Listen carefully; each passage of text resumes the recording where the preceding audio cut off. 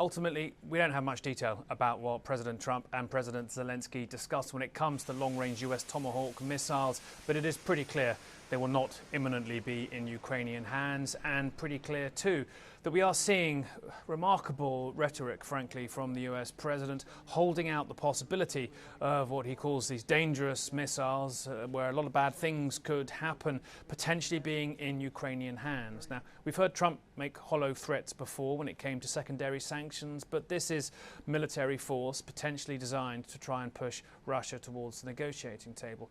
When President Zelensky emerged from his talks with Trump, he said that they both agreed not to discuss long-range missiles and what they talked about them because the US didn't want an escalation. And Trump was clear he was hoping the issue of Tomahawk supply would never actually come to fruition, because he'd hoped that the meeting in Budapest between himself and President Putin, as yet to have a date set for it, would yield to some kind of peace. He again and again suggested he believed President Putin wanted some kind of peace, didn't elaborate why he felt that necessarily.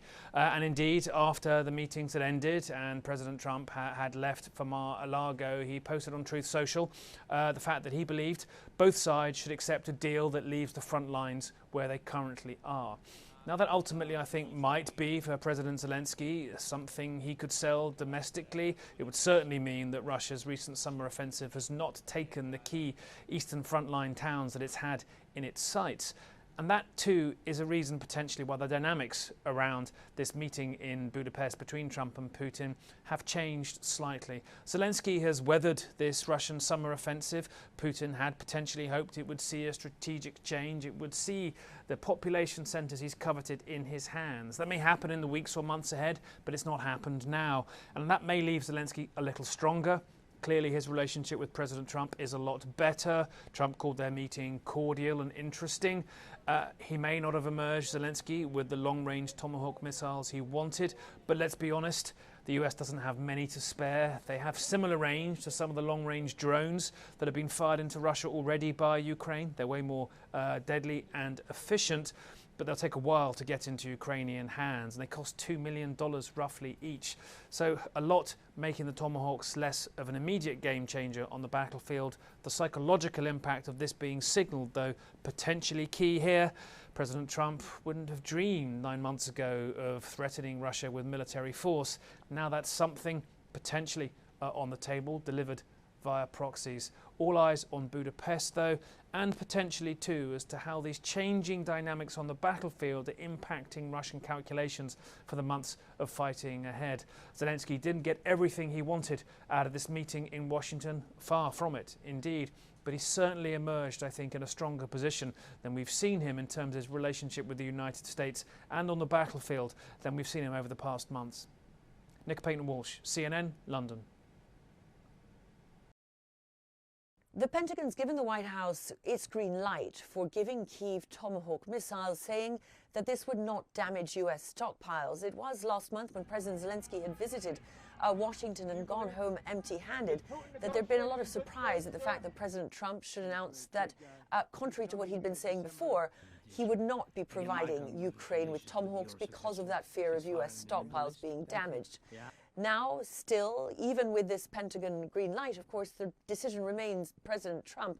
And there is some indication that his wariness with Russia is growing more intense. We saw for the first time last month him slap sanctions on Russian oil firms, given his frustration with the lack of progress that Russians have been making towards starting peace talks. The question now, whether he will move that step further and authorize those Tomahawks that the Ukrainians have been asking for some time.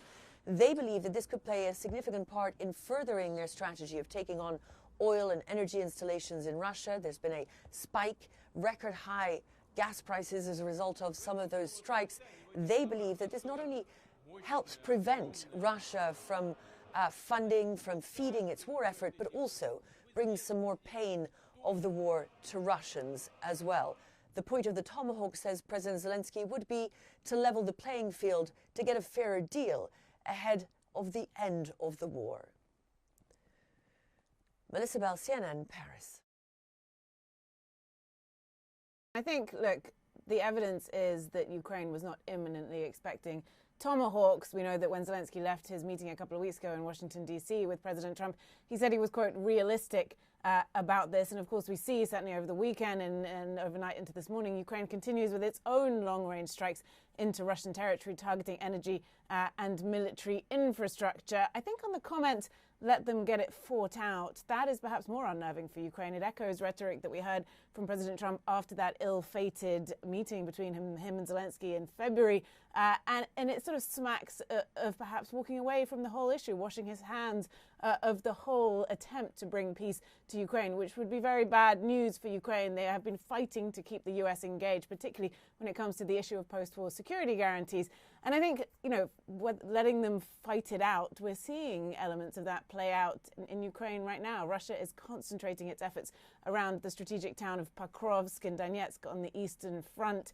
President Zelensky says that Russia has amassed a force of some 170,000 troops in the area. Just for context, that is almost 3 times the pre-war population of Pokrovsk. It's about 2.5 times the size of the British regular army, so it is an enormous force. But for context, they've been trying to take this town, which sits on some key roads leading towards other fortress towns in Donetsk. They've been trying to take it for over a year, and they still haven't, though Ukraine acknowledges the situation there is increasingly difficult. So I think, look, fighting it out could take years, and that's why for Ukraine, U.S. support is so critical. Technology like the Tomahawks is so critical, not only because of what it is and its range and its power, but because it could shift the calculation in Moscow as to how long they themselves can drag out this war.